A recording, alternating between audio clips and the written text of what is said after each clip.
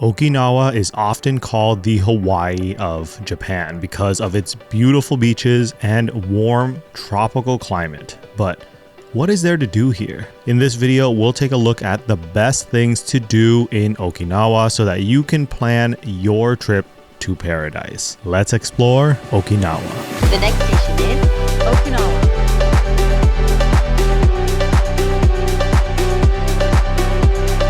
Hey guys, Hoang here, and today we are going to take a look at the island paradise of Okinawa and see if it's worth making a trip out there. Okinawa is quite a unique place in Japan that is made up of hundreds of islands, and it is filled with pristine beaches and tropical weather. And all of this makes it a pleasant and fun place to go. The vibe here is also much more relaxed and laid back compared to, say, Tokyo. Because there are hundreds of islands in the Okinawa Prefecture, we are just going to focus on the main island of Okinawa for this video. Now, with that being said, let's dive into the best things to do in Okinawa. First off, let's take a look at one of the most famous attractions in Okinawa, and this is the Okinawa Churaumi Aquarium. The name comes from the word chura, which means beautiful in the Okinawan language, and umi, which means ocean in Japanese. The aquarium first opened in 2022 on the grounds of the former World's Fair site. This aquarium is massive, and for some reason, its size and ranking among aquariums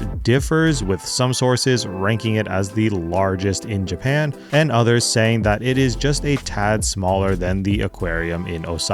Globally, the Okinawa Churaumi Aquarium is world class and is ranked as one of the top 15 largest aquariums, with some sources like Aqua Decor ranking it as the 5th largest in the world. Regardless of what it ranks as specifically, it is a massive and beautiful aquarium. The main tank here has the largest acrylic panel in the world and holds 7.5 million liters, or nearly 2 million gallons of water, and this houses tons of different sea life, including large manta rays and whale sharks. Less than 10 aquariums in the world have whale sharks, and the Churaumi Aquarium in Okinawa is one of them. You can watch the feeding times here for these massive whale sharks 3 times a day at 9:30 a.m., 3 p.m., and 5 p.m. Tickets for the aquarium cost 2,180 yen for adults, with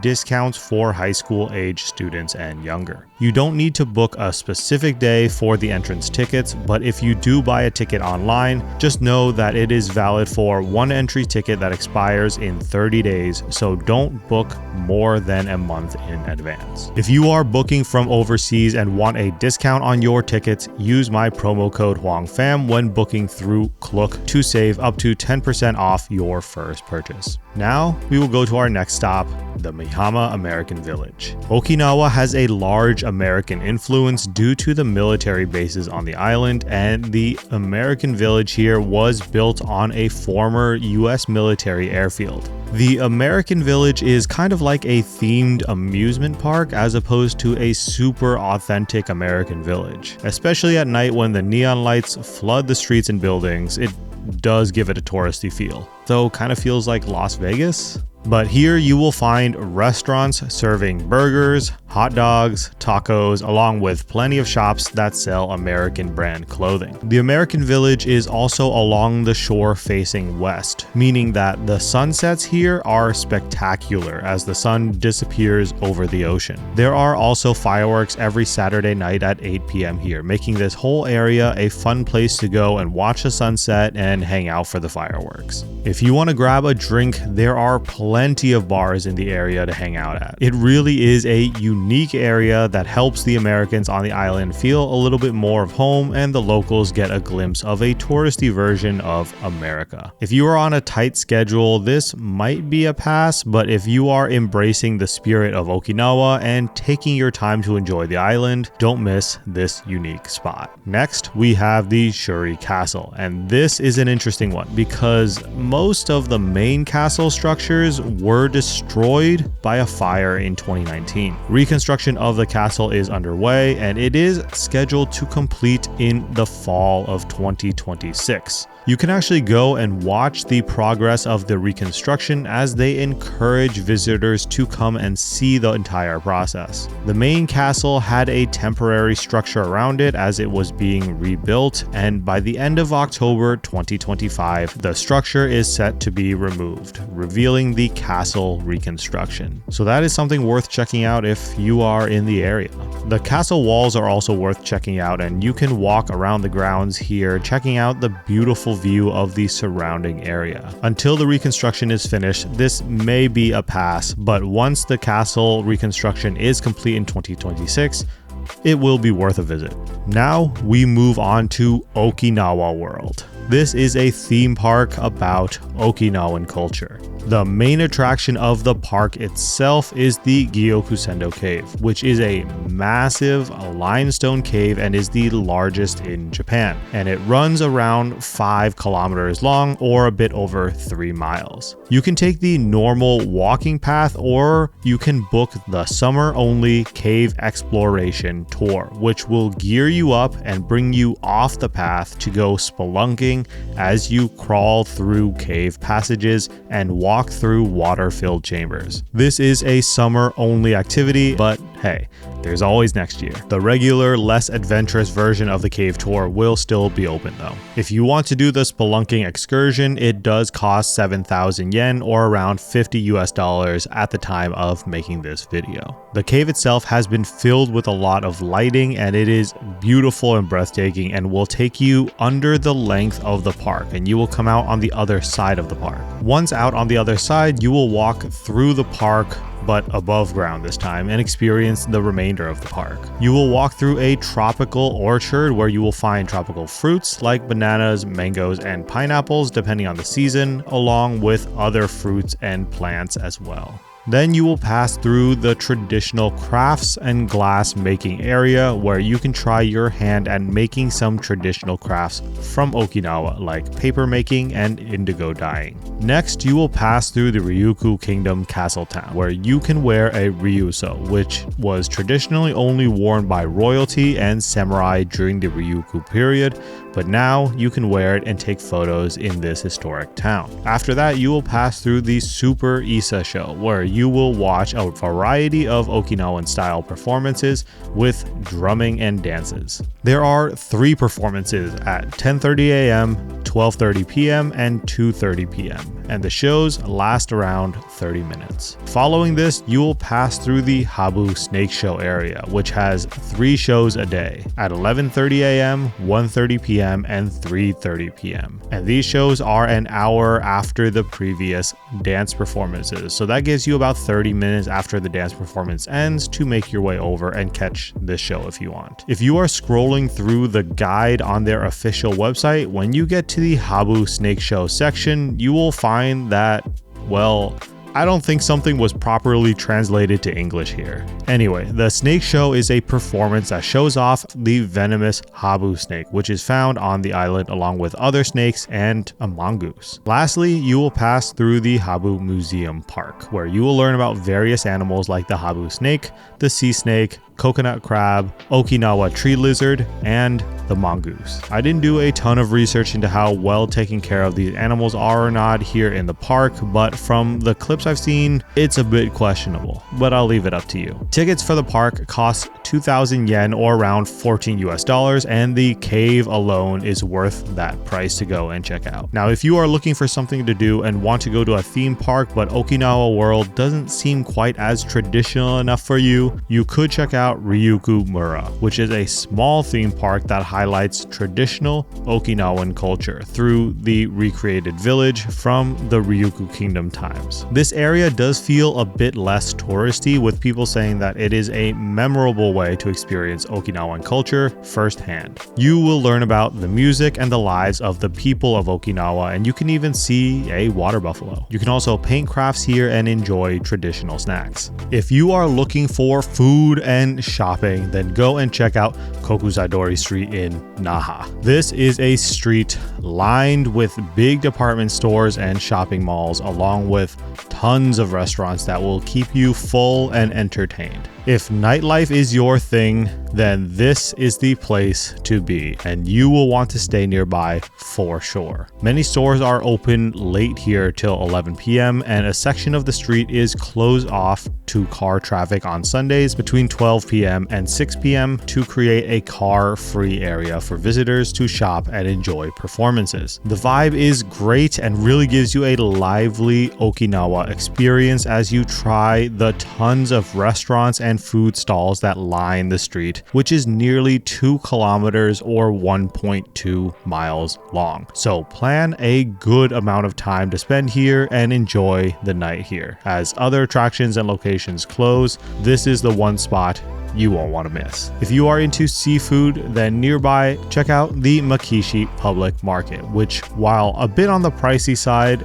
does have a really fresh seafood that you can purchase here as well. If you are into art, then go and check out the Okinawa Prefectural Museum and Art Museum, or Okimu. Yes, the word museum is in the name twice. The museum building itself is actually very interesting, and you will find a lot of Okinawan art and cultural pieces from the Ryukyu Kingdom, along with natural history areas about the natural history of the island. Ticket prices for the museum are 530 yen, and for the art museum it is 400 yen, which is around $4 and $3 respectively. But keep in mind that the museum is closed on Mondays. Unless it is a public or national holiday, then it will be closed on the following business day. You could easily spend around 2 hours here, so plan accordingly.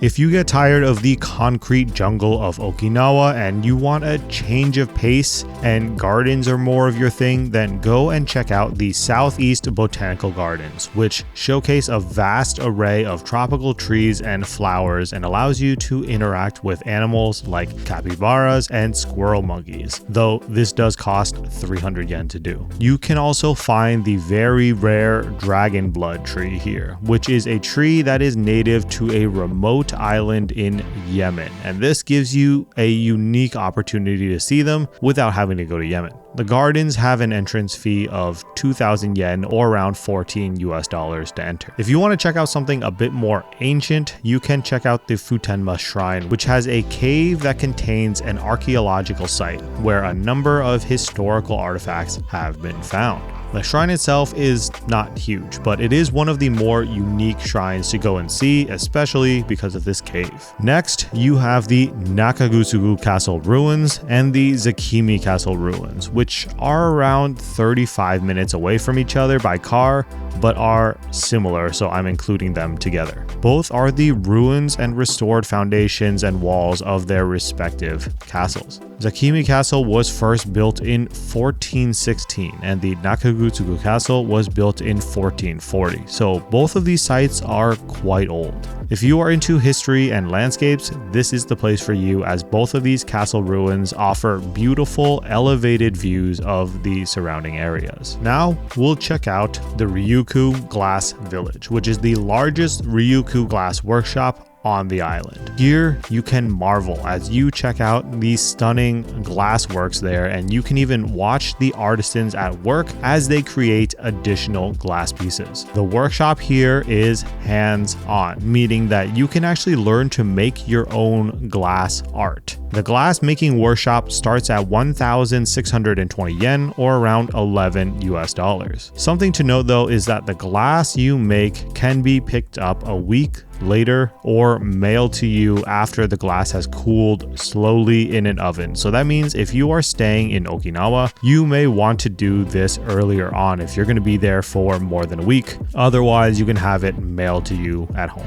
This is a very cool place to go and check out, and it is totally worth making a stop here. Now we will go to the Orion Happy Park, which is a brewery that has tours of their facilities where they will walk you through the beer making process. This tour is available on Tuesdays, Wednesdays, Thursdays, Fridays, and Saturdays for 1,000 yen or around $7 US. Kids under 19 are able to go on this tour as well with a discounted ticket of 350 yen, and ages 0 through 6 are free. After the tour, adults will be able to taste freshly made Orion beer straight from the factory. The tour is only in Japanese, so if you are a foreign tourist, you will get a brochure to follow along during the tour. Another unique place to go is the Nago Pineapple Park, which is located just outside of Nago City. Here, you can see the pineapple farm, and during harvesting season, you can watch them peel, cut, and can pineapples. There is a lot of pineapple themed items all around the park for you to take photos of, and there's also a dinosaur park here. There is also a brewery and distillery here on the park grounds. At the gift shop, you can get pineapple wines, juices, cakes, chocolates, along with dried and fresh pineapple. Something to know is that it does cost 1,200 yen to enter the park.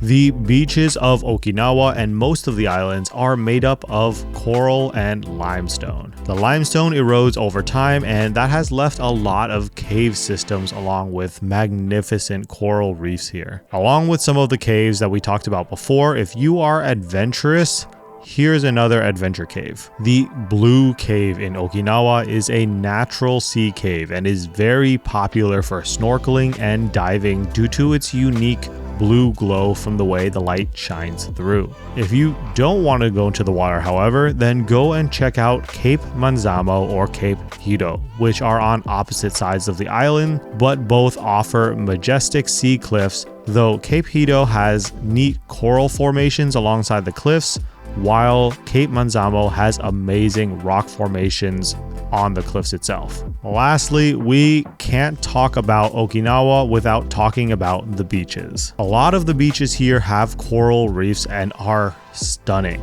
Some of the best beaches here include Nirai Beach with its unique mushroom-looking rock formation in the water, Manza Beach, which is beautiful and has the ANA Intercontinental Manza Beach Resort, Zanpa Beach, which has floating inflatable play places for family fun for everyone, and if you are in Naha and want a quick trip to the beach without leaving the city, check out the Namiue Beach, which is a bizarre site with a road running through the water. It's a small beach, but it makes for a convenient stop.